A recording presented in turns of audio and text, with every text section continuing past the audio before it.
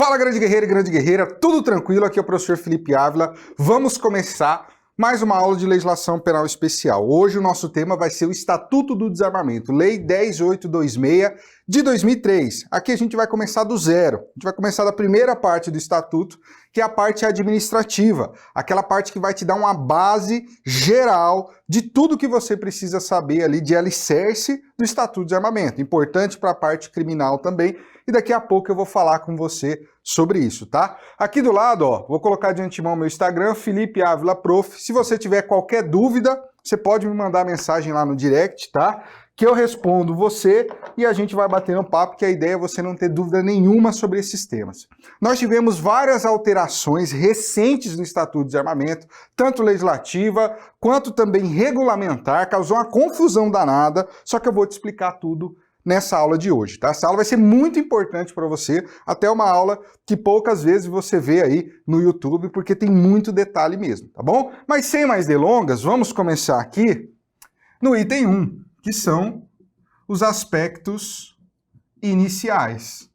Aspectos iniciais do nosso Estatuto do Desarmamento. E dentro de aspectos iniciais, item 1.1, vamos começar com uma pequena introdução histórica para que você se situe aqui no nosso estatuto. Olha só, basicamente a primeira norma que tratou a respeito de arma de fogo no âmbito criminal no nosso país foi a Lei de Contravenções Penais. Lei de Contravenções Penais. Decreto-lei que foi recepcionado como lei. Lei de Contravenções Penais, tá? Basicamente, ela tratou aqui de arma de fogo nos seus artigos 18 e 19. Se você olhar lá no artigo 18 e 19 da Lei de Contravenções Penais, estará previsto arma e munição, tá? Arma e munição. Não fala arma de fogo, mas engloba arma de fogo, arma branca, por exemplo, faca, punhal, facão e também munição. Beleza? Então, primeiro diploma normativo no âmbito criminal que tratou a respeito de condutas envolvendo arma branca, arma de fogo e também munição. Beleza. Posteriormente, nós tivemos a edição da Lei 9437 do ano de 1997. O que essa lei fez? Essa lei alçou a categoria de crime as condutas envolvendo porte ou posse ilegal de arma de fogo. Antes era contravenção penal. Só que a partir de 97, que a Lei 9437 passou ali a categoria de crime, tá bom? Basicamente é isso. Então, olha só, que coisa interessante. Em relação à arma de fogo, nós tivemos uma revogação parcial dos artigos 18 e 19 da Lei de Contravenções Penais. Eles não se aplicam mais, desde 97, ao objeto material arma de fogo. Não, agora será regulado a partir de 97 pela Lei 9437 de 1997, tá bom? Beleza. Só que posteriormente nós tivemos a edição da Lei 10.826 do ano de 2003, que é o nosso Estatuto do Desarmamento. O que o Estatuto do Desarmamento fez? Revogou totalmente a Lei 9437 de 97, a antiga Lei de Armas. Hoje, se você quer saber a respeito de regulamentação, tanto administrativa quanto criminal, de arma de fogo, acessório e munição, Lei 10.826 de 2003, o nosso Estatuto do Desarmamento, tá bom? Basicamente é isso que nós tivemos, uma pequena evolução histórica para que você possa se situar, tá? Eu gasto 5 minutos a mais aqui, mas eu te dou um conteúdo mais robusto. Beleza, veja. O que mais que eu tenho que te falar a respeito disso aqui? Uma discussão interessante.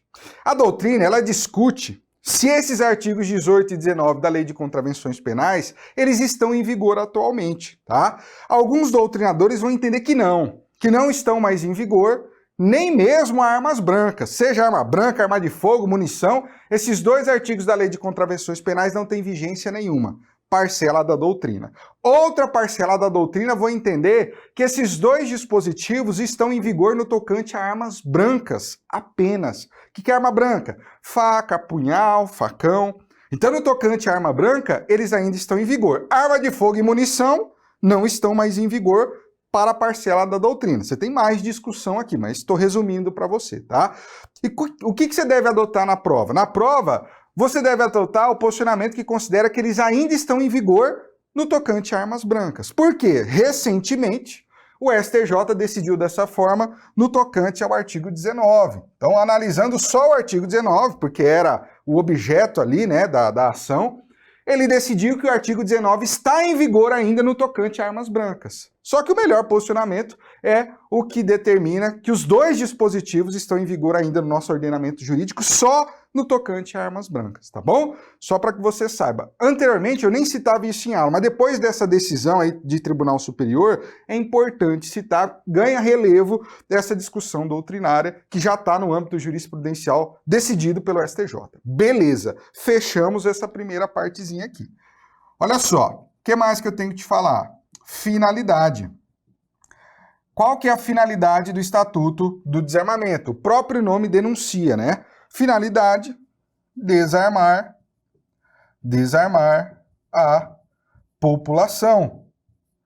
Desde o início de vigência do Estatuto, como o próprio nome já sugere, essa foi a finalidade ali dos dispositivos da Lei 10.826 de 2003, desarmar a população. Você tem vários dispositivos que vão nesse sentido. Claro, agora, mais recentemente, a gente tem normas regulamentares que vão ali no sentido de armar a população. Só que o Estatuto do Desarmamento, a lei em si, teve a conotação de desarmar a população, tá? Não impede totalmente a circulação de arma de fogo, acessório e munição. Não, totalmente não, né? Vai lá no Rio de Janeiro, vai, sei lá, em São Paulo, qualquer cidade que você for, há uma circulação de arma de fogo, acessório e munição. Mas você tem o quê? Uma dificuldade maior, essa foi a intenção do legislador. Beleza, fechamos isso aqui também, é um importante vetor interpretativo. Agora eu quero te mostrar o seguinte, ó. Eu quero te mostrar uma organização aqui do nosso estatuto. Capítulo 1, capítulo 2, capítulo 3, capítulo 4, capítulos 5 e 6. Esses são os capítulos do Estatuto do Desarmamento. Eu sempre gosto de trazer isso aqui na nossa introdução, para eu te mostrar um panorama geral da lei, para que você comigo aqui analise quais são os capítulos da lei e possa ter uma noção mais facilitada. Olha só, no capítulo 1º, nós temos aqui o SINARM, que é o Sistema Nacional de Armas. Daqui a pouco eu vou falar sobre ele também. Capítulo 2, aquisição e registro. Normas que dizem respeito à aquisição e registro de arma de fogo. Você vai ver que registro é sinônimo de posse mais à frente aqui comigo. Capítulo 3. Normas que falam a respeito do porte de arma de fogo. Como que alguém pode portar uma arma de fogo? Quais são os requisitos? Capítulo 3. Capítulo 4.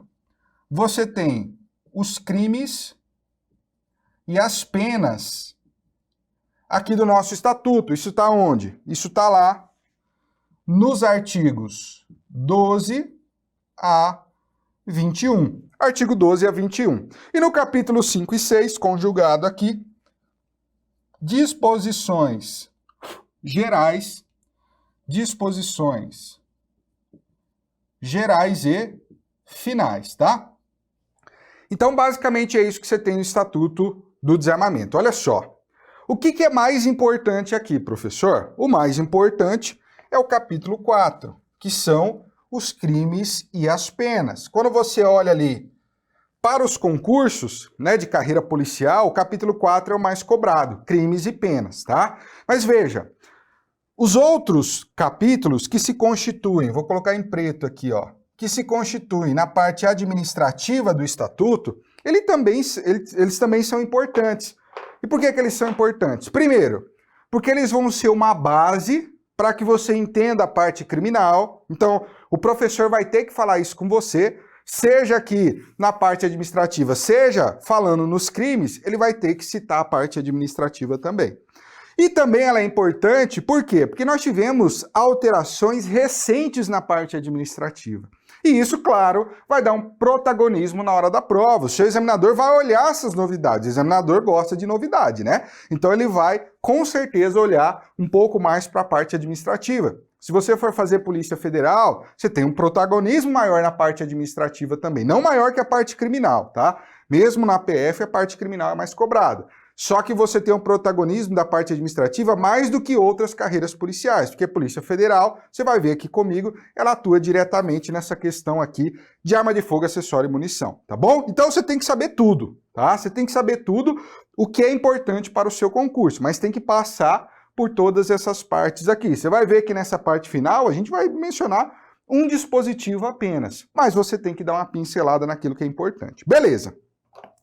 Qual que é o problema da parte administrativa? E você vai começar a ver isso comigo daqui a pouco. O problema é que nós temos na parte administrativa várias normas que vão regulamentar esses dispositivos. As denominadas normas regulamentares, decretos, portarias, que vão regulamentar esses artiguinhos aqui do Estatuto do Desarmamento. E é uma confusão danada isso aqui. Você vai ver o que aconteceu em 2019. Eu vou analisar com você aqui.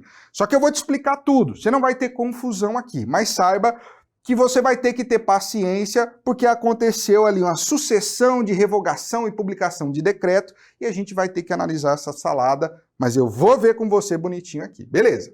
Então fechamos essa parte. Agora, 1.2. Quero tratar com você aqui a respeito de objeto material. Professor, o que é objeto material? É a pessoa ou coisa sobre a qual recai a conduta do agente. Pessoa ou coisa sobre a qual recai a conduta ali do criminoso. No nosso caso aqui, do Estatuto de Desarmamento, via de regra, objeto material será arma de fogo, munição e acessório. Então veja, via de regra, os crimes do Estatuto de Armamento terão como objeto material arma de fogo, munição e acessório, tá? Todos, não todos, a maioria. Mas você tem, por exemplo, artigo 13 caput, omissão de cautela. Só tem como objeto material arma de fogo. Deixar de observar as cautelas necessárias para impedir que o menor de 18 anos ou pessoa portadora de deficiência mental se apodere de arma de fogo apenas de sua posse ou propriedade. Artigo 13 caput. Você tem o artigo 15, que é o disparo de arma de fogo, objeto material arma de fogo e também munição, não tem acessório. Você tem crimes lá do artigo 16, por exemplo, que vai ter como objeto material artefato explosivo ou incendiário. Não tem arma de fogo, nem munição, nem acessório. Então, via de regra, é esses três. Mas alguns delitos da lei vão trazer ou objetos materiais específicos ou apenas algum ou alguns desses três aqui, tá? Mas isso você vê na parte criminal, não custa eu citar aqui como ponto de observação. Beleza. Professor, mas o que é acessório? Veja só. A definição de acessório está no decreto 10.030 do ano de 2019. Esse decreto é o que trata ali dos produtos controlados, tá? Nessa nossa aula Começando do Zero, você não precisa ficar lendo esses decretos, não. Eu estou trazendo para você a título de conhecimento e explanação do conteúdo, tá? Então, acessório, o que é acessório? É qualquer artefato acoplado à arma de fogo que melhore ali o desempenho do atirador ou um efeito secundário do tiro. Basicamente é essa a definição. Você tem que lembrar do exemplo, silenciador. Silenciador é o exemplo clássico de acessório, tá? Você tem a mira a laser, por exemplo, mas aí depende de especificações técnicas que nem regulamentado está ainda nessa nova gestão aqui dos decretos regulamentares. Então lembre do acessório silenciador. Você tem também mira laser? Tem, tá? Só que depende de regulamentação técnica. Então lembre do silenciador. Esse é um exemplo de acessório. Você tem acessório de uso permitido, de uso restrito e de uso proibido. Você precisa saber isso? Nesse momento não, tá? Porque a doutrina, ela entende que, por exemplo, acessório de uso proibido nem tem regulamentação ainda. Então são coisas que não serão cobradas na sua prova, provavelmente. Você tem que lembrar que acessório está regulamentado nesse decreto e o exemplo que é o silenciador. Isso já é suficiente para as carreiras policiais, tá bom? Beleza. Agora, arma de fogo e munição, aí você já tem um tratamento um pouco diferente. Eu vou colocar aqui em vermelho também. E aqui a gente vai dividir, ó. Arma de fogo e munição de uso permitido, e aqui também de uso restrito. Olha só, Arma de fogo e munição, você também tem de uso permitido, de uso restrito e de uso proibido, que a gente vai ver aqui embaixo, tá? O que é arma de fogo ou munição, vale para os dois, de uso permitido ou restrito? Onde eu encontro esse conceito? Você vai encontrar lá no decreto 9847 do ano de 2019. Decreto recente, tá? Decreto 9847 de 2019, lá no artigo 2º. Só que qual que é o problema? Quando você olha o artigo 2º do decreto 9847 de 2019, você tem lá arma de fogo de porte, portátil, não portátil, você tem um monte de definição, e quando você lê, são conceitos técnicos, são conceitos físicos, medidos em joules. Provavelmente o examinador não vai cobrar a decoreba desse decreto aqui, porque são ali conceitos muito técnicos, né? Você não é físico, não vai fazer prova para físico da polícia, não, é para policial, então provavelmente esses conceitos técnicos eles não serão cobrados. Tanto é assim que o próprio decreto estabeleceu que caberia ao comando do Exército, com base nos critérios técnicos do decreto, fazer o cálculo e elaborar uma lista de quais calibres são de uso permitido e quais são de uso restrito. Isso foi feito? Foi. Foi feito pela Portaria 1222 de 2019 do Comando do Exército, tá? Então, olha, lá no decreto, artigo 2º, parágrafo 2º, você tinha ali o mandamento de que caberia ao Comando do Exército analisar os requisitos técnicos aqui previstos nesse decreto e elaborar uma lista, colocando quais armas de fogo e munição são de uso permitido e quais são de uso restrito. E isso foi feito pela Portaria 1222 de 2019 do Comando do Exército. Você vai ver que é uma lista imensa, muito grande. Você também não precisa memorizar ela toda, tá? Você precisa de alguns exemplos. Olha, um exemplo de arma de fogo de uso restrito hoje, calibre .50. Era antes e ainda é de uso restrito. Um exemplo de arma de fogo de uso permitido, 380, .40, 9 milímetros. Hoje, todas essas são de uso permitido, tá bom? Então, olha só. Aqui nós tivemos uma alteração. No passado, o critério de classificação era outro. Você vê que esse decreto e essa portaria são recentes, de 2019. Nós tivemos uma mudança no critério de classificação de arma de fogo de uso permitido e arma de fogo de uso restrito. Daqui a pouco a gente vai ver isso, tá? Só tô te falando aqui a título de adiantamento do assunto. Mas basicamente é isso que você tem que saber. Não precisa decorar isso aqui, você precisa ter uma noção geral, tá? E lembrar de alguns exemplos, como eu citei para você. É suficiente. Beleza. O que mais que você tem que saber? Existe ainda arma de fogo e munição de uso proibido.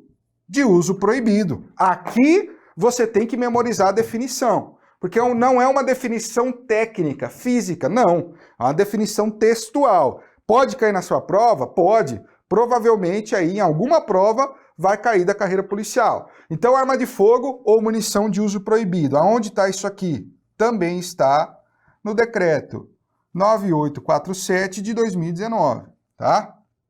E agora, especificamente, lá no artigo 2º, inciso 3 e inciso 5. E aqui eu trago o inciso porque você tem que memorizar.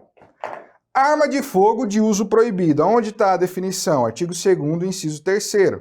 O que é arma de fogo de uso proibido? Duas hipóteses. Aquela arma de fogo assim classificada, ou seja, classificada como de uso proibido, em um tratado ou convenção internacional que o Brasil for signatário, que o Brasil assinar. Então, o Brasil é signatário de um tratado e convenção internacional. E esse tratado ou convenção estipula ali no seu texto que determinada espécie de arma de fogo é de uso proibido. Vai ser assim também para o nosso país, porque ele é signatário. Primeira situação, tá? Segunda situação, arma de fogo de uso proibido. Arma de fogo dissimulada, com aparência de objeto inofensivo. Uma arma de fogo disfarçada, com aparência de objeto inofensivo. É o exemplo da canetinha ali do 007, né? Que é uma arma de fogo, na verdade. Você já deve ter visto isso no filme. Se não viu, procura aí no Google que você vai ver. Então você tem aqui uma caneta.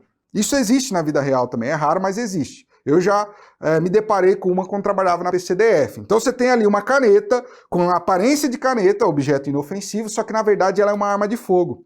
Ela tem toda a engrenagem de uma arma de fogo. Você tem aqui dentro do cano, o caninho, né, pequenininho, você tem uma combustão da pólvora, e essa combustão leva à expansão dos gases aqui dentro, e essa expansão dos gases libera o projetil ou projétil. Dependendo de onde acertar ali na pessoa, você tem até a morte. Dependendo da distância, de onde acertar, é possível até ocasionar a morte. Então é uma arma de fogo no seu conceito técnico.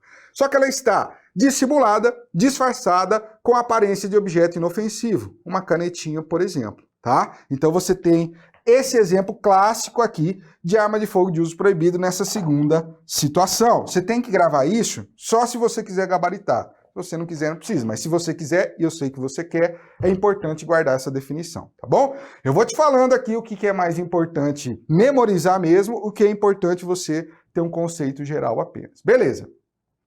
Só que agora munição de uso proibido, que está lá no artigo 2º, inciso 5. O que é munição de uso proibido? Você também tem que memorizar. Primeira situação é igual à primeira situação da arma de fogo. Aquela assim classificada, ou seja, como de uso proibido, em um tratado ou convenção internacional que o Brasil for signatário, que o Brasil assinar. Mesma coisa da primeira hipótese da arma de fogo. Segunda situação, munição incendiária ou química. Munição incendiária ou química será considerada como de uso proibido. Você só precisa memorizar a definição. Mas munição incendiária seria aquela de um lança-chamas, por exemplo, né? Que a gente quase não vê aqui no Brasil, é mais nos filmes mesmo. Mas, teoricamente, aquela munição de um lança-chamas, por exemplo. Munição química, aquela utilizada em uma arma química. Por exemplo, né, que espalha um vírus ali, algo nesse sentido. Seria uma munição de uso proibido. Lembre-se da definição que você não vai errar na sua prova. Fechado? Então terminamos essa análise aqui do objeto material. Eu só tenho uma pequena observação para fazer aqui, que é arma de pressão, arma de brinquedo e também arma de chumbinho. Olha só, arma de pressão, arma de brinquedo, também denominado de simulacro, é sinônimo, ou arma de chumbinho, são objetos materiais do Estatuto do Desarmamento? Não. Por quê? Porque não é nem arma de fogo, nem munição e nem acessório. E não está regulado em nenhum tipo penal aqui como objeto material. Arma de pressão, arma de brinquedo e também arma de chumbinho, saiba, não são considerados armas de fogo. Armas de fogo. Você não tem o conceito técnico aqui de arma de fogo, tá? Conceito técnico de arma de fogo. Para ser arma de fogo, você tem que ter uma combustão ali na câmara, no cano, né? Você tem a pólvora ali sendo acionada, causa uma combustão, e essa combustão gera a expansão dos gases dentro ali daquele cano, daquela câmara. Gera uma expansão dos gases e essa expansão dos gases libera o projetil ou projétil, né? Eu falo os dois porque uma vez eu falei projetil aqui, o aluno colocou, tá errado, é projétil. Não, você tem que estudar mais o português. Projetil ou projétil, os dois são certos, tá bom? Isso não cai muito, né? Se for CESP, não cai homônimo, então você nem precisa estudar. Mas só a título de conhecimento mesmo, tá bom? Beleza, depois eu fui procurar no Google que eu fiquei na dúvida também. Arma de pressão, de brinquedo e chumbinho não são considerados arma de fogo, não é objeto material do Estatuto de Armamento. Os crimes do Estatuto de Armamento não vão regular isso aqui, tá? A arma de pressão pode incidir no crime de contrabando, por exemplo, qualquer uma dessas aqui, mas não vai incidir em crime do Estatuto do Desarmamento. Fechado? Beleza? Tranquilo. Agora, vamos avançar. Então, olha só. Fechamos 1.2, agora 1.3. Decretos regulamentares publicados no ano de 2019. Olha só, o que a gente vai analisar aqui? A gente vai analisar 7 decretos. Vou te dar o contexto geral disso aqui, tá? Porque eu preciso que você entenda minimamente o que aconteceu.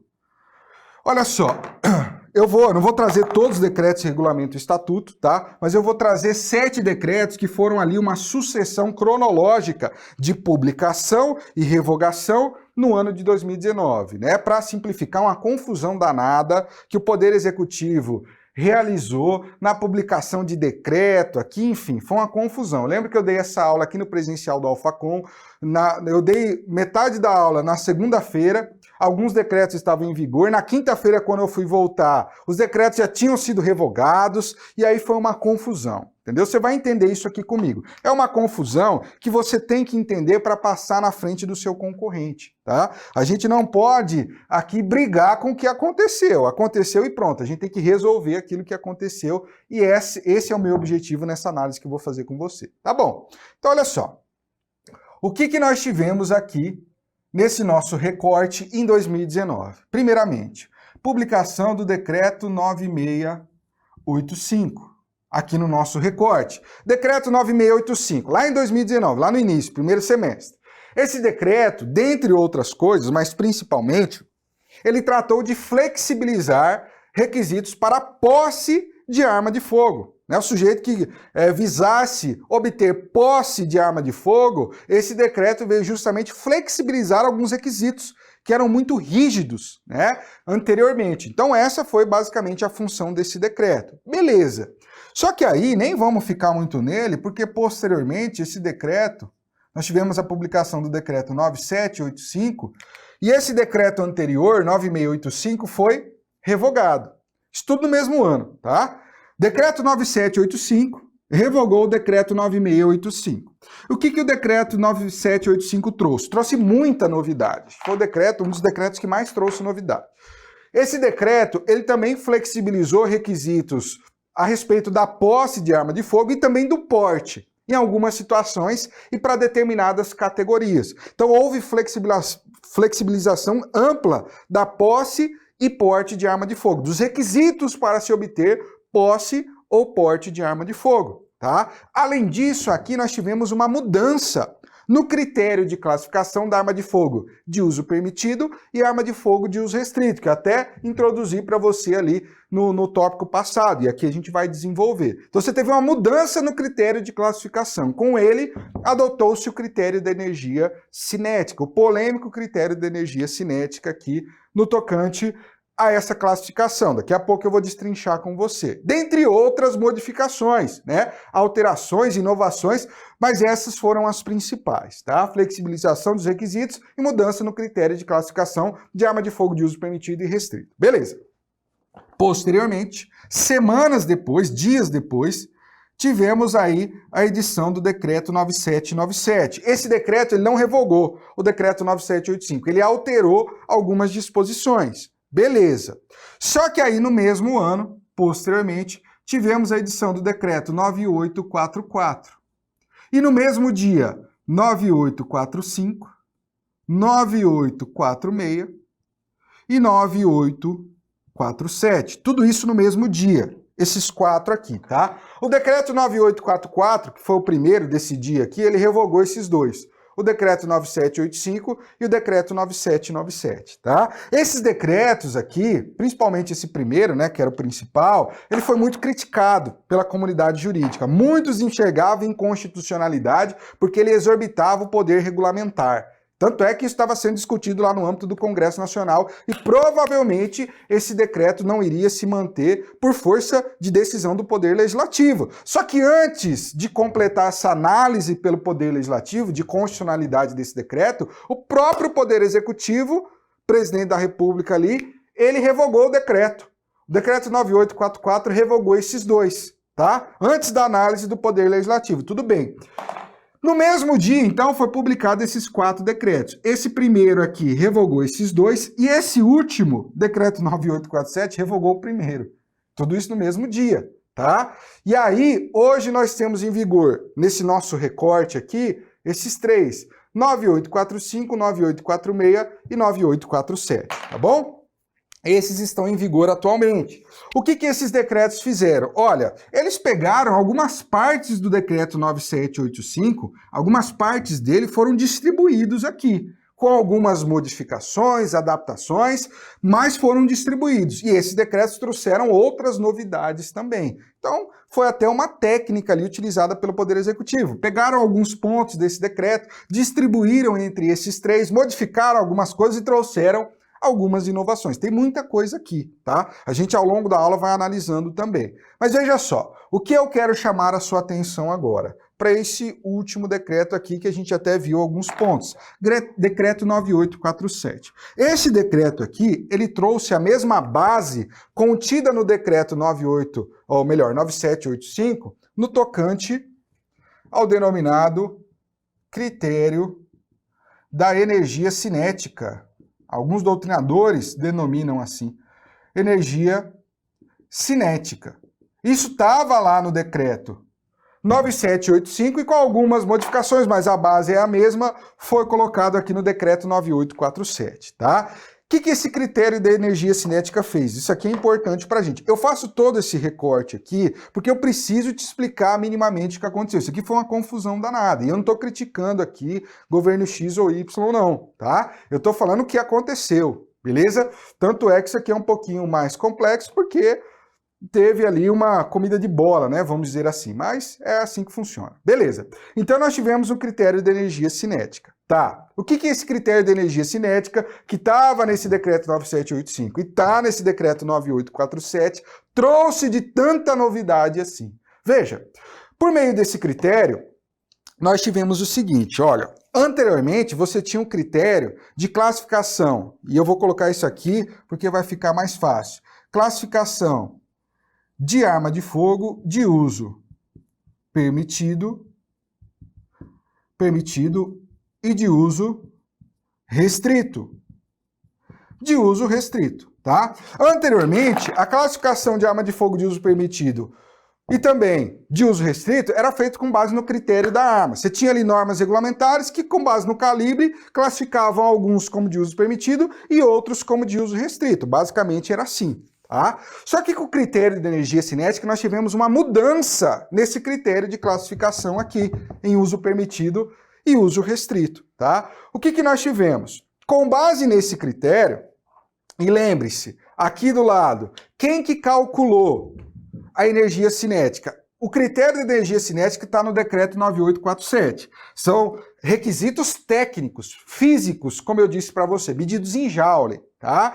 Quem que calculou esse critério técnico aqui? A portaria 1222 de 2019 do Comando do Exército, o próprio Comando do Exército. Então ele, com base no cálculo, com base na energia cinética, ele definiu ali uma listinha de arma de fogo, aqui do lado, quais são as de uso permitido e quais são as de uso restrito. Vale para arma de fogo e vale para munição, tá? Então nós tivemos o seguinte, com esse novo critério da energia cinética, com base nele, algumas armas de fogo que antes eram de uso restrito, com base nesse critério agora, passam a ser o quê? De uso permitido. Antes elas eram de uso restrito, no critério anterior.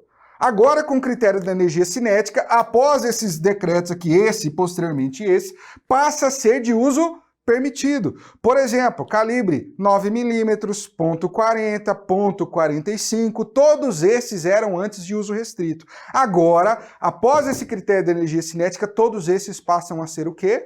De uso permitido, tá? O critério de energia cinética trouxe essa conclusão para nós. Beleza. E diante desse critério, nós temos aqui duas consequências básicas. Duas. Primeira consequência, que parece que foi o objetivo visado ali pelo Poder Executivo. Olha, você tinha ali muito difundido que, no passado, né, antes desse critério de energia cinética, basicamente o calibre, né, vamos colocar ali, de uma pistola de uso para defesa pessoal, o calibre mais potente era o calibre 380.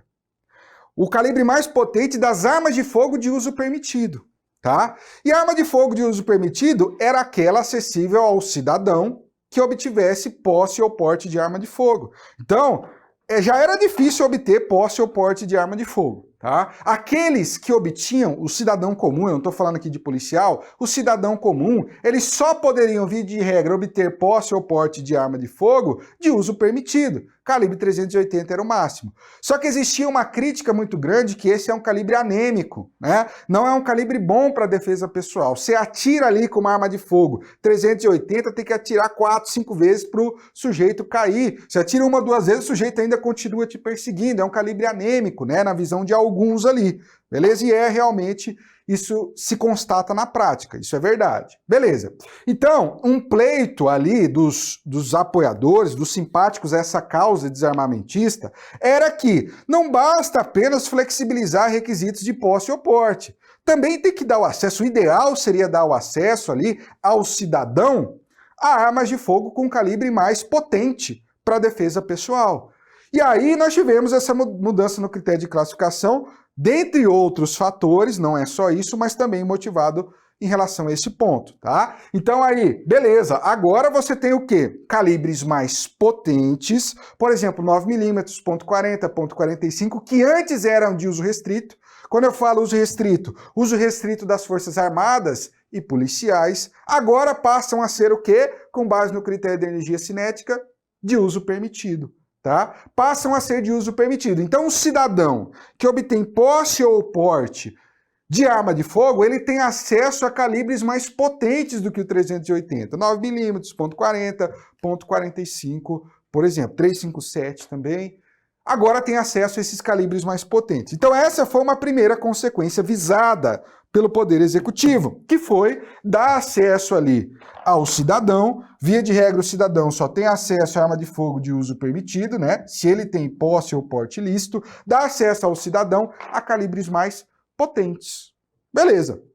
Essa foi uma primeira consequência que nos parece o objetivo realmente do Poder Executivo. Só que aí você tem uma segunda consequência, mais importante para o seu concurso, porque já é uma consequência que a doutrina identificou desde o começo e que também agora você já tem decisões do STJ nesse sentido. Então isso pode cair na sua prova também. Olha só, e não é, quando eu falo STJ, às vezes o aluno assusta, mas muitas vezes a sua prova nem fala em STJ lá, só que ela cobra um entendimento do STJ. É um entendimento que está nos livros e que agora o STJ decidiu também, tá? Isso pode cair na sua prova. Veja só, o que nós temos então? Uma segunda consequência. Aqui você vai acompanhar comigo. Se eu tenho uma consequência jurídica, uma arma de fogo que anteriormente era de uso restrito e agora ela passa a ser de uso permitido, a pessoa, o sujeito, o criminoso que estava sendo investigado, processado ou até mesmo condenado por portar, por exemplo, uma arma de fogo de uso restrito, mas que agora, com base nesse critério de energia cinética, passa a ser de uso permitido, nós teremos uma desclassificação do crime, um efeito benéfico para esse sujeito, investigado, processado ou condenado. Por exemplo, sujeito, antes do critério de energia cinética, antes de 2019, em 2017, por exemplo, ele é flagrado ali portando ilegalmente uma pistola 9mm. 2017, qual o crime que ele está respondendo ali? Crime do artigo 16, porte ilegal de arma de fogo de uso restrito. Naquela época, o 9mm era de uso restrito. Beleza. Está sendo processado ali. E aí vem em 2019 esses decretos aqui. Muda o critério de classificação, critério de energia cinética. Com base nesse critério, que é o atual, 9mm deixa ser uma arma de fogo de uso restrito e passa a ser uma arma de fogo de uso permitido. Veja, com isso, o sujeito que está sendo processado pelo artigo 16 por ter portado no passado uma arma de fogo 9mm de forma ilegal, ele não mais responde pelo artigo 16, porte ilegal de arma de fogo de uso restrito. Não, agora ele vai responder pelo delito do artigo 14, que é mais leve, mais brando. Porte ilegal de arma de fogo de uso permitido, artigo 14. Por quê? Porque 9mm não é mais de uso restrito, agora ela é de uso permitido. E esse critério da energia cinética que promove essa mudança de classificação é uma mudança benéfica ao réu, é uma norma benéfica ao réu. E segundo o artigo 2, parágrafo único do Código Penal, a lei posterior, que de qualquer modo favorece ao agente, se aplica de forma retroativa, alcançando fatos ocorridos no passado, tá? Então, por isso que essa consequência que eu estou analisando com você é uma consequência benéfica ao réu, que vai ter que retroagir, vai favorecer ao réu. E todo mundo que estava sendo processado, investigado, ou até mesmo que foi condenado anteriormente por estar portando uma arma de fogo de uso restrito, mas que agora é de uso permitido, vai ser o quê? Beneficiado. E aí começou a chover de ações judiciais nesse sentido, e elas estão sendo aceitas. Você já tem julgados do STJ que vão nesse mesmo sentido. Na primeira aula que eu dei disso aqui, era o decreto 9785 que estava em vigor ainda, a doutrina já falava sobre essa consequência e eu falei em aula. E agora você tem decisões do STJ. Por isso que é legal você ir acompanhando uma mudança desde o seu nascimento, porque aí você vê, olha, a doutrina falava, agora isso já está referendado pela jurisprudência e daqui a pouco vai estar onde? Na sua prova, tá? E você tem que saber isso aqui. Beleza! Fizemos esse recorte histórico, muito importante aqui. É difícil? Não, não é difícil. Difícil é você errar a questão na prova. Aí é difícil. Você vai e fala, pô, estudei, errei. Aqui eu tenho que te dar tudo que pode cair e a gente traz uma preparação de alto nível aqui para você, tá? O nome é Começando do Zero, mas é Começando do Zero já metendo o pé na porta, para que você tenha todo o conteúdo ali, beleza? Então, 1.3 fechamos, agora 1.4. 1.4, vamos falar aqui a respeito de aquisição, de registro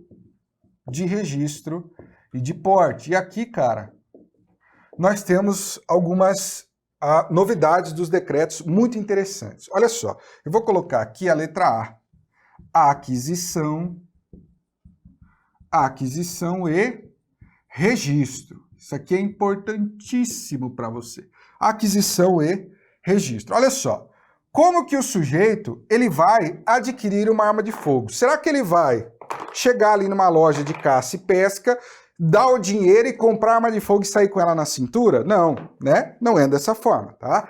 Então você tem regras, você tem normas ali que vão regular aquisição e registro e também o porte de arma de fogo. Vamos começar pela aquisição e registro. Mas olha só, aqui eu vou falar para você a respeito da situação do cidadão, tá? Você tem várias normas no estatuto, normas regulamentares que tratam de polícia, de forças armadas, de magistrado. Aqui a gente vai se ater à situação do cidadão comum, tá? Cidadão comum. Beleza. Aquisição e registro. Veja, para o sujeito adquirir uma arma de fogo, ele vai ter que preencher alguns requisitos. Tá? No caso do cidadão, são requisitos lá contidos no artigo 4º do Estatuto do Desarmamento. Artigo 4º do ED. Do Estatuto do Desarmamento, né? O porte pessoal ali do cidadão, tá? Você tem vários requisitos ali. Você tem ali comprovação de capacidade técnica e psicológica, demonstração de necessidade, idade mínima, dentre outros. A gente não vai analisar cada um dos requisitos aqui, não é o nosso objetivo nesse formato de aula. E esses requisitos do artigo 4º do Estatuto, eles não param aqui. Eles são regulamentados, ou seja, eles são detalhados por aqueles decretos que eu trouxe aqui para vocês. Esses decretos aqui do lado, ó, 9845, 46 e 47. Você tem regulamentação neles, tá? A gente não vai analisar cada uma das regulamentações. Isso mudou, era uma coisa no passado, mudou com esses decretos, e esses decretos aqui estão com a constitucionalidade sendo questionada também, tá? Você tem ali muitos da comunidade jurídica que questionam alguns pontos desses decretos, vamos esperar, e por isso a gente nem vai adentrar, porque não é o nosso objetivo. Mas tem que preencher os requisitos do artigo 4º do Estatuto e também dos decretos regulamentares. Aqui eu tô te dando uma noção geral, um arcabouço para a parte criminal. Beleza. Após preencher esses requisitos, nós teremos o quê? Nós teremos uma autorização de compra. Uma autorização de compra. E essa autorização de compra, coloquei compra aqui, de compra, ela é emitida pelo SINARME, Sistema Nacional de Armas, no caso aqui do cidadão, né? Arma de fogo de uso permitido, porque o cidadão só tem acesso à arma de fogo de uso permitido. Então, preencher os requisitos lá, vai ser emitida uma autorização de compra pelo SINARME para que o cidadão compre a arma de fogo ali na loja, né, credenciada, que ele escolheu, que ele é consumidor. Autorização de compra pelo SINARM, Sistema Nacional de Armas. Tá bom, beleza. E olha só, após isso, o que nós teremos? Após a autorização de compra, é necessário efetivar o registro do armamento. O registro do armamento, segundo o Estatuto, ele é o quê? Obrigatório. Ele é obrigatório. São os mesmos requisitos aqui da aquisição, tá? Artigo 4º do Estatuto de Armamento, complementado ali pelos decretos, beleza? Vai ter que registrar, e o registro ele é o quê? Obrigatório. Ele é obrigatório e será realizado no órgão competente. Qual que é o órgão competente? Se for uma arma de fogo de uso permitido, será a Polícia Federal. A arma de fogo de uso permitido é registrada onde? Na Polícia Federal, tá? E aí, você vai ter a expedição pela Polícia Federal, caso ali preenchidos os requisitos, do CRAF, que é o Certificado de Registro de Arma de Fogo, que é o documento que vai exteriorizar o registro, né? Que vai comprovar que você tem um registro legal. E aqui já tem questão de prova da carreira policial. Olha que coisa interessante. O registro de arma de fogo é diferente do cadastro de arma de fogo, tá? O que é o cadastro de uma arma de fogo? O cadastro é o seguinte, você tem a arma de fogo, e aí você vai pegar as características dessa arma de fogo e vai colocar em um banco de dados. A arma de fogo vai ali anotar as características dessa arma de fogo e vai colocar em um banco de dados. Esse é o cadastro. As armas de fogo são cadastradas aonde? Via de regra, são cadastradas no SINARM. Então vou colocar aqui, ó, cadastro. Cadastro. Via de regra, as armas de fogo são cadastradas aonde? No SINARM, que é o Sistema Nacional de Armas. SINARM, Sistema Nacional de Armas. Eu vim aqui do outro lado. O SINARM, ele é instituído no âmbito da Polícia Federal e do Ministério da Justiça e Segurança Pública, tá? SINARM, instituído no âmbito da Polícia Federal e Ministério da Justiça e Segurança Pública. O cadastro das armas de fogo será realizado no SINARM via de regra. Só que pode ser realizado também, vou colocar um ou aqui, no SIGMA, no denominado SIGMA. O que é SIGMA?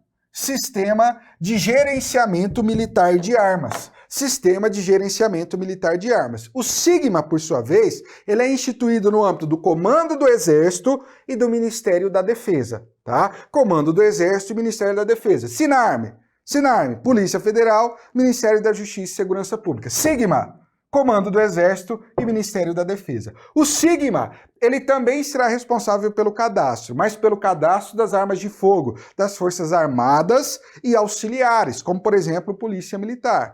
Via de regra é o SINARM que cadastra. Agora, se for uma arma de fogo das Forças Armadas ou auxiliares, por exemplo, Polícia Militar, será o SIGMA, tá? Isso aqui é o cadastro. Beleza, fechou. E o que mais que nós temos aqui ainda? Olha, você tem que saber que é diferente o cadastro do registro, tá? O registro será diferente. Aonde é realizado o registro?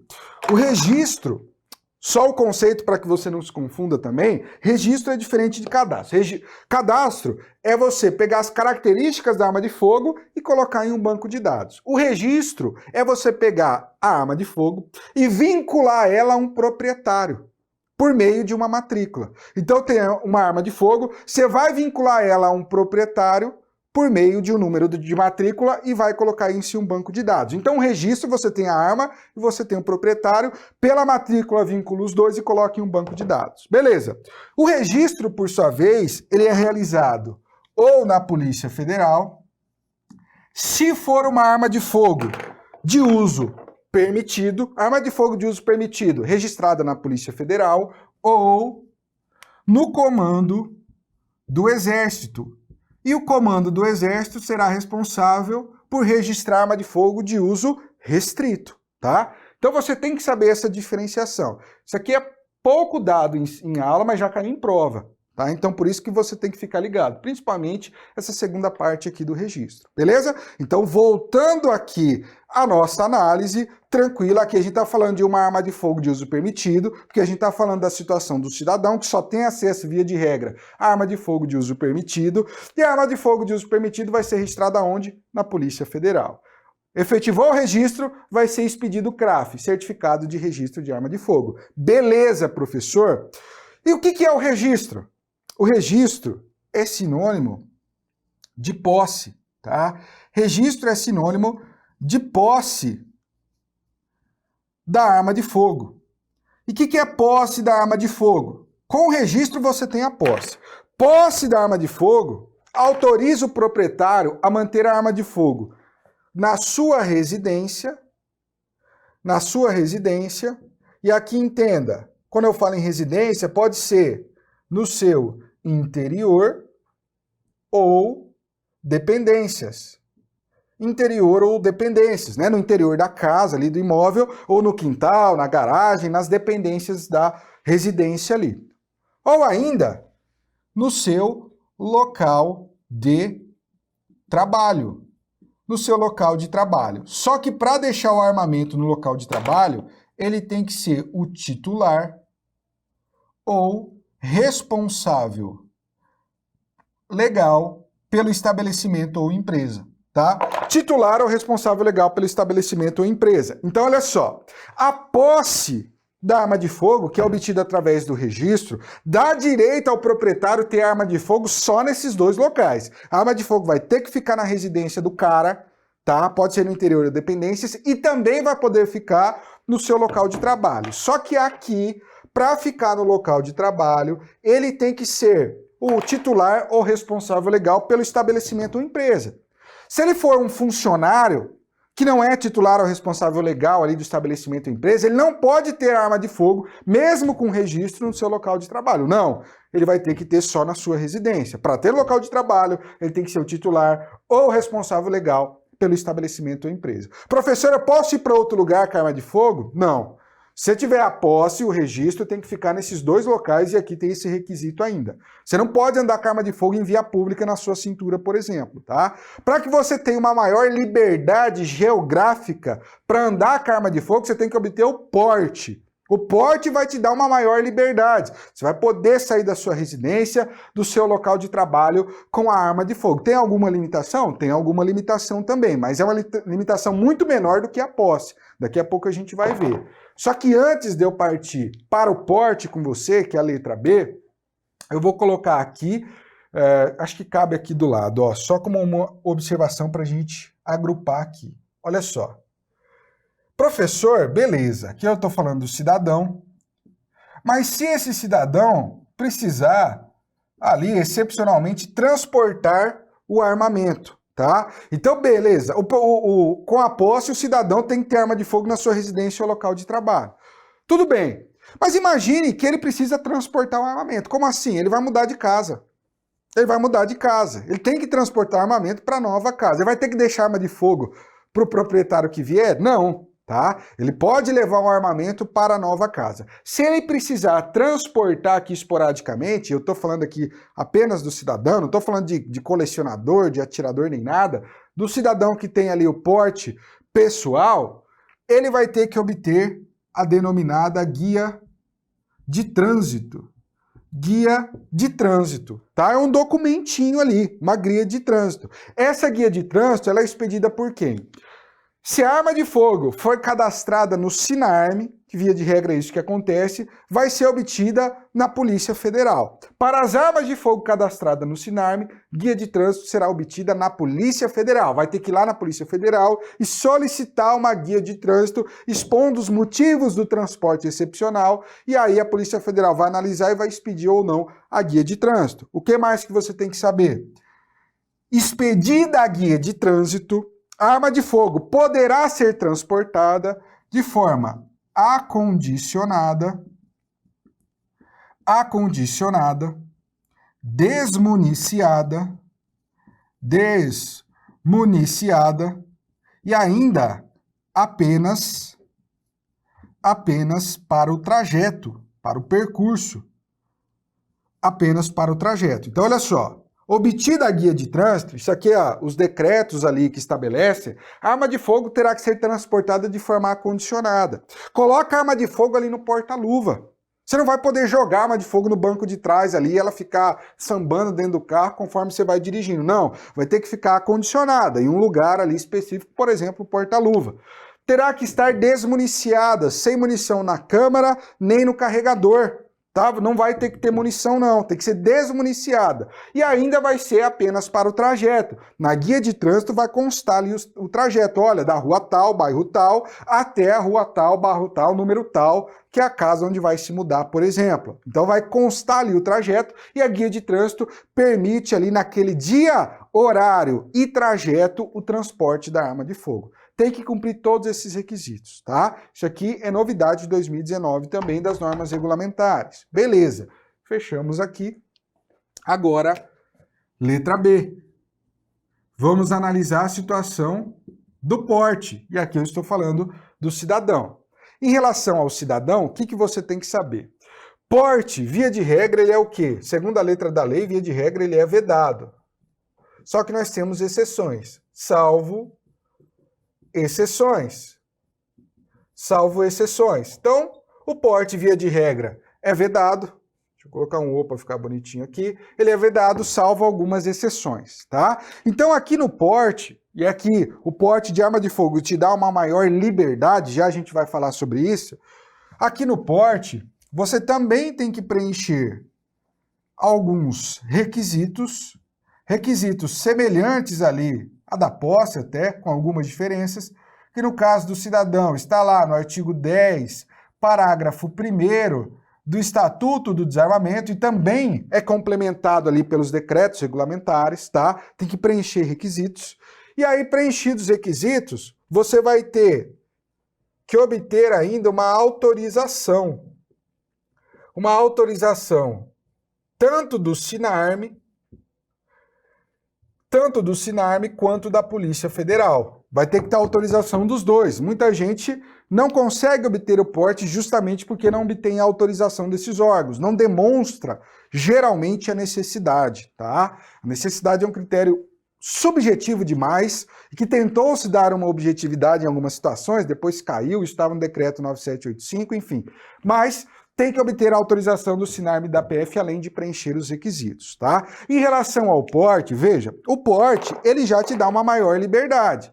A legislação estabelece que no documento ali do porte deve constar a sua abrangência territorial. Se você for policial, você vai ter o porte, por exemplo, porte funcional e está lá, Polícia Civil, Polícia Federal, válido em todo o território nacional. Você tem abrangência territorial, mas tem porte que vale dentro do estado, dentro do município, vai depender aí da situação particular. Mas fato é que você tem uma maior liberdade de andar com armamento, tá? Não é apenas na sua residência ou local de trabalho, como a posse. Você tem ali uma liberdade para andar com armamento ali na sua cintura, por exemplo, né? Ir de um lugar para o outro, você tem uma liberdade maior, embora tenha que constar a abrangência territorial no porte, tá? Só que mesmo assim, embora você tenha essa liberdade maior do que a posse, você pode circular ali com armamento dentro do território delimitado, nós encontramos, isso que é legal, você acrescentar no seu material, que é um diferencial, isso vai ser cobrado em prova também, limitações pontuais. Então, olha só, algumas limitações pontuais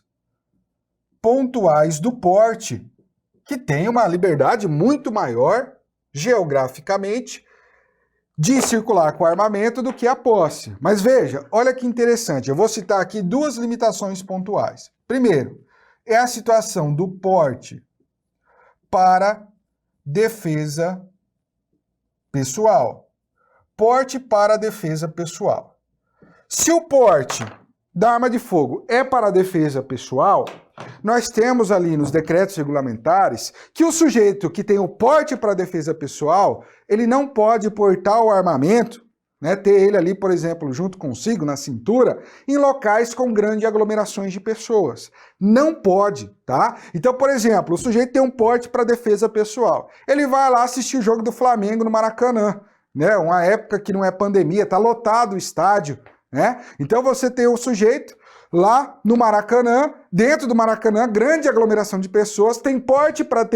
Tem, só que é porte para defesa pessoal. Ele poderia estar com armamento ali? Não. Porte para defesa pessoal não pode estar com armamento em local com grande aglomeração de pessoas. É vedado. Se estiver, nós teremos o quê? O sujeito é preso em flagrante lá, portando o armamento, pego em flagrante portando o armamento no local com grande aglomeração de pessoas. O que nós teremos como consequência? Apreensão do armamento e cassação do porte.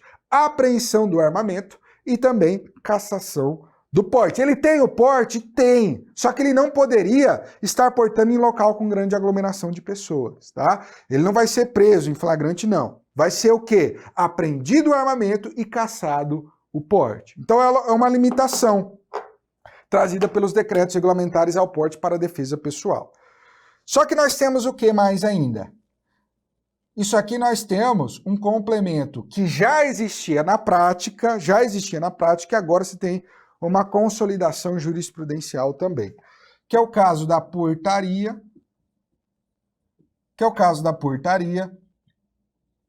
editada por juiz diretor de comarca de fórum, tá? Então, olha só, por que é interessante isso? Por que eu trago para você? Porque, primeiro, a jurisprudência decidiu recentemente, e também, segundo, porque nós temos aqui uma situação que era muito comum na prática. Quando eu trabalhava na PCDF, eu entrei em 2014, isso já acontecia lá no Distrito Federal. E acontece em várias situações ali, em vários municípios, em várias localidades, que é o seguinte. Quando eu trabalhava lá na PCDF, eu investigava crime de homicídio, né, lá em Ceilândia. Aí direto eu tinha que ir em algumas audiências, principalmente do júri, ou de instrução, ou mesmo no tribunal do júri, tá? E toda vez que eu ia lá no fórum de Ceilândia, chegava lá na entrada, eu tinha que acautelar a minha arma de fogo. Eu tinha que colocar uma arma de fogo em um cofrezinho, cheio de cofre lá na entrada, você tem ali uma segurança que guarda esse cofre. Eu colocava a minha arma de fogo no cofre, fechava com uma chavinha, colocava no bolso e adentrava ali dentro do fórum. Ninguém adentrava, via de regra, dentro do fórum portando arma de fogo. Mesmo que seja polícia, delegado, qualquer um. Tá? Não adentrava dentro das dependências ali do fórum, da sala, né, do prédio em si, portando arma de fogo. Não. Você tinha ali uma portaria editada pelo juiz diretor da comarca que proibia o ingresso de pessoas armadas. O porte lícito. Eu estou falando que o porte ilícito já é vedado em qualquer lugar. Ali é o porte lícito. Então o delegado, por exemplo, o agente de polícia não poderia adentrar no fórum portando arma de fogo. Você tinha exceção?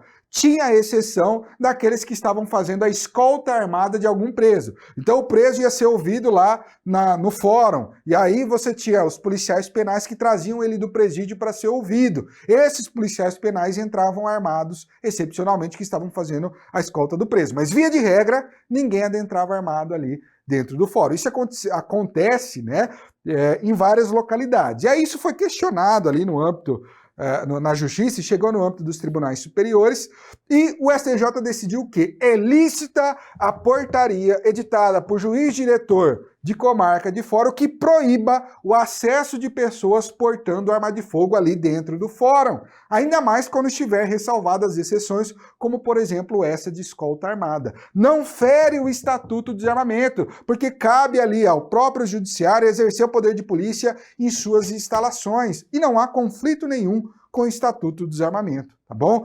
Então isso que você tem que saber, é lícito isso? É lícito, tá? Foi muito questionado, né? Você tem até situações bastante incômodas, como, por exemplo, ali, uma situação onde você está num tribunal do júri ali, e aí você, às vezes, a galera ali do fórum coloca o sujeito que você investigou na mesma sala que você está desarmado, eles esquecem, isso já aconteceu comigo, não é a regra, né? Mas, enfim, você fica bem desconfortável ali quando você está sem arma. Mas fato é que, deixando opiniões pessoais de lado, é isso que você tem que saber para a sua prova, tá bom? Então aqui a gente viu ali um resuminho da parte administrativa que vai ser um pressuposto muito legal para que você tenha ali um bom aproveitamento na sua prova. A única coisa que eu quero acrescentar aqui para você, e aí vai ser o nosso item 1.5, de forma bem tranquila aqui, 1.5 vamos falar de alguns aspectos pontuais. Para a gente fechar aqui, aspectos pontuais. São 3 situações, na verdade, que você tem que se atentar. Vou colocar aqui letra A. E a primeira situação, posse de arma de fogo. Eu vou colocar só arma aqui, mas sabe, é arma de fogo, tá? Posse de arma de fogo de uso permitido com registro vencido. Vou colocar de azul mesmo. Com registro vencido. Olha só. Então imagine o seguinte, o sujeito, ele tem uma arma de fogo de uso permitido, tá? De uso permitido, e ele registrou essa arma de fogo no passado. Só que o registro vence e ele não renova. Então imagine, é autorizada uma busca e apreensão na casa desse sujeito, aí a polícia encontra dentro do guarda-roupa dele, na residência dele, uma arma de fogo, tá? Uma arma de fogo de uso permitido. Ela tinha registro? No passado tinha, mas o registro está vencido. E aí? Ele comete crime? Olha, a arma foi encontrada dentro da residência, então conduta relacionada à posse dentro da residência. É uma arma de fogo de uso permitido, por exemplo, um revólver calibre 38, e ele tinha o registro, mas o registro venceu. Prevalece que nessa situação nós temos o quê? Infração administrativa. Nós não temos crime. Tá? Nós temos infração administrativa.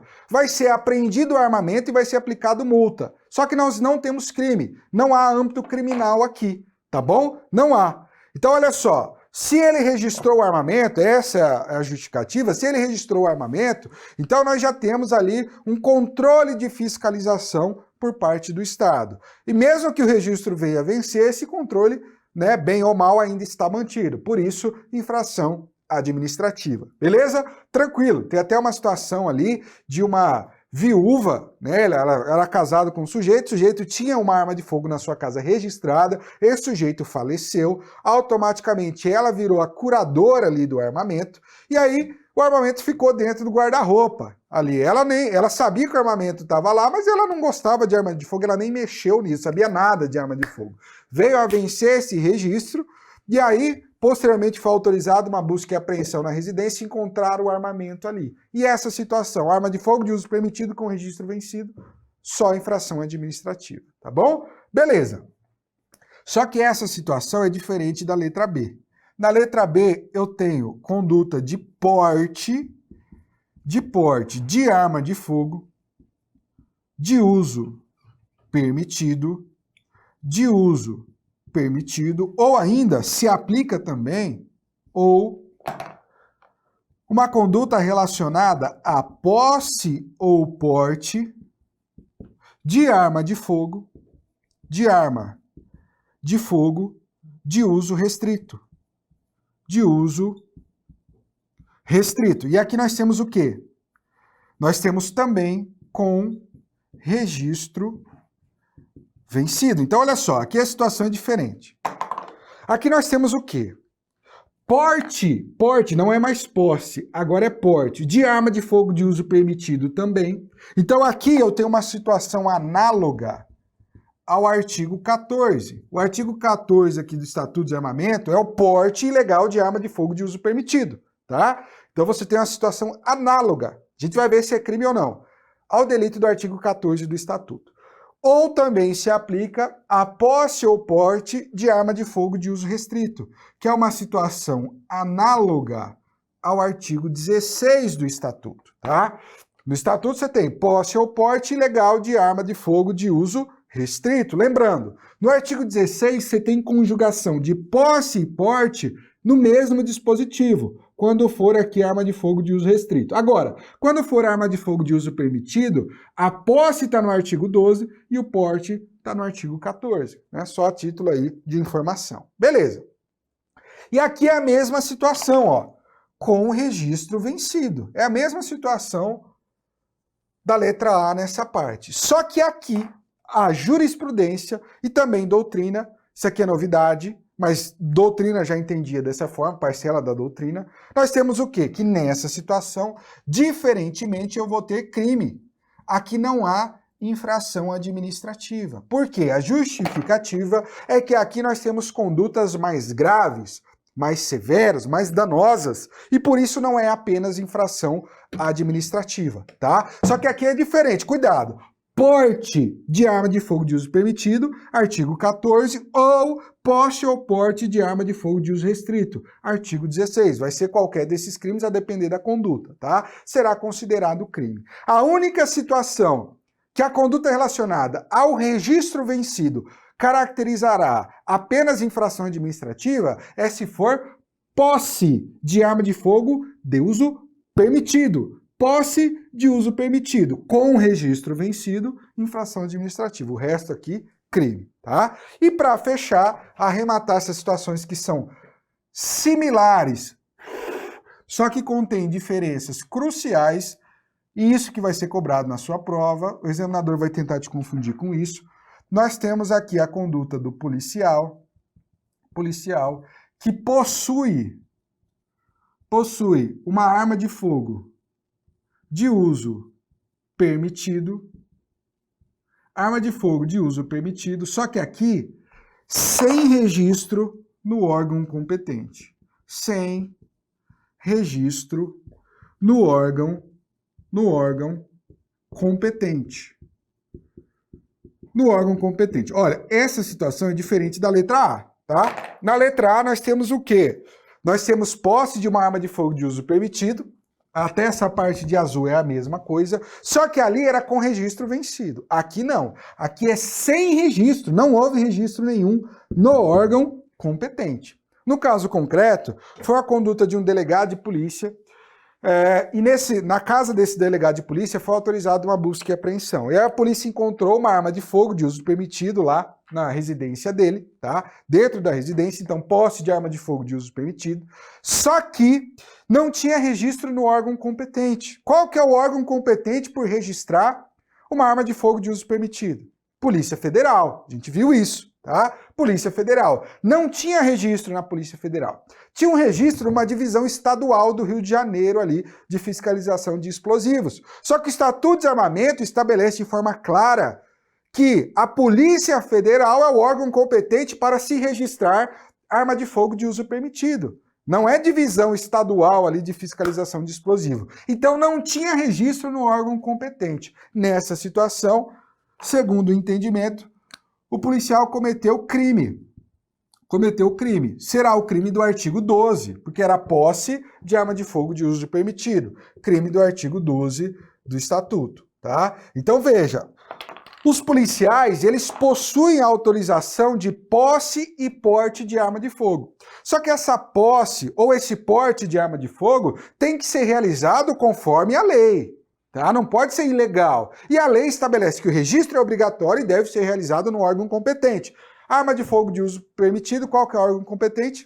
Polícia Federal. Não tinha registro no órgão competente, cometeu o crime. Tá? Esse foi o raciocínio muito acertado, decidido ali pela jurisprudência. Aquela letra A e a letra B, você tem ali raciocínio conforme o gosto ali do julgador. Mas enfim, é isso que você tem que saber. Agora na letra C já segue, na minha opinião pelo menos, o que está estabelecido na legislação. Tá bom? Então basicamente é isso que nós temos. Vou resolver umas 3 questõezinhas aqui com você. Vem comigo aqui no nosso slide, que está sendo rápido, porque eu tenho muito conteúdo, a gente está chegando no final, para te passar, tá bom? Então olha só, quanto à Lei 10.826 de 2006 e novidades normativas de 2019, marque certo ou errado.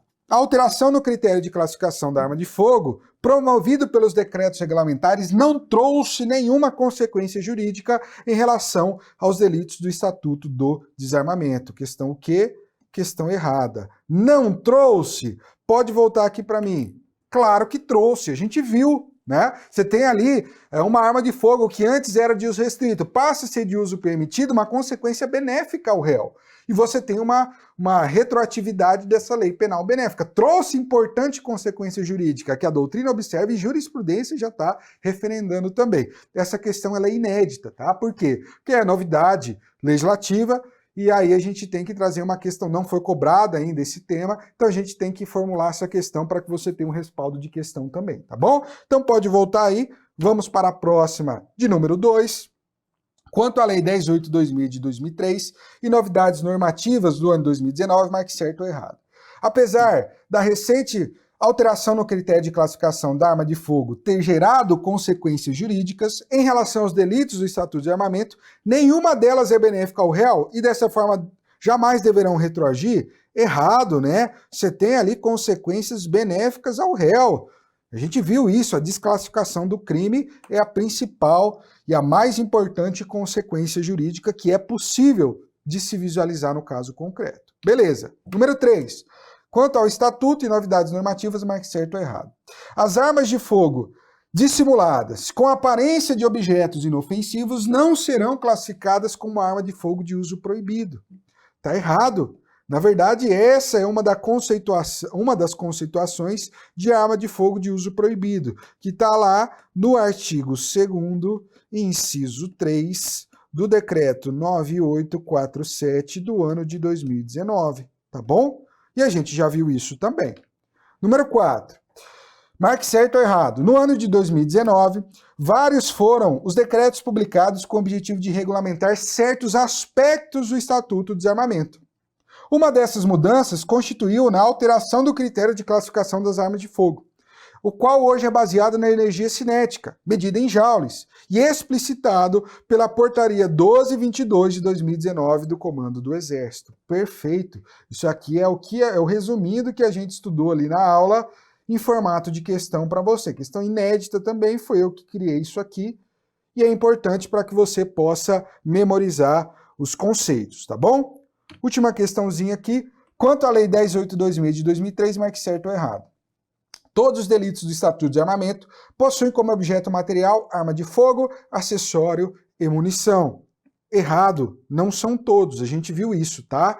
Pode voltar aqui para mim. Nós temos, por exemplo, o crime do artigo 13 caput vai ter só arma de fogo como objeto material. Crime do artigo 15 vai ter só arma de fogo e munição como objeto material, não tem acessório. Você tem, por exemplo, o artigo 16, parágrafo 1º, inciso 3, que objeto material é artefato explosivo ou incendiário, não tem nem arma de fogo, nem acessório e nem munição. Então, a maioria tem esses 3, mas não todos, tá bom? Não todos. Então, meu aluno, nós fechamos aqui a nossa aula, eu vou deixar meu Instagram aqui para você, ó, rapidinho, Felipe Ávila Prof. Felipe, minha letra não está muito bonita, mas você consegue entender. Felipe Ávila Prof.